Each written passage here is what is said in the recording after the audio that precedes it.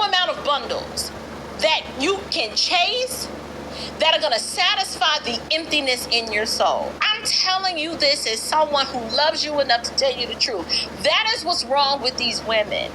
Their hearts are spiritually dead, and they've replaced the worship of the one true God with everything else. They worship their hair. Do you see the bowing and the twerking? That's a form of worship. They worship the hair. They worship the nails. They worship and celebrate whole culture and bow the knee to it.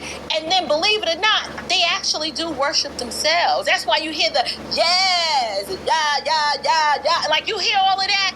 That's why they can't put their children first.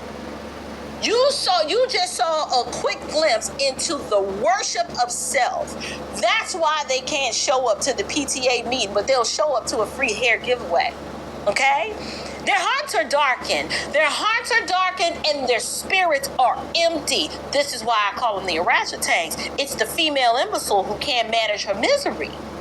And until they repent of their sin and turn to Christ alone and find sufficiency in him alone, nothing's going to change. You're going to see this every weekend and twice on Tuesday. They're going to continue to chase the shallow and the silly, and they're going to do it to their own detriment. And so the message is simple: repent and believe. Today is the day to turn from your foolishness and to recognize that sin is your problem. Your sin and your rebellion against God is front and center.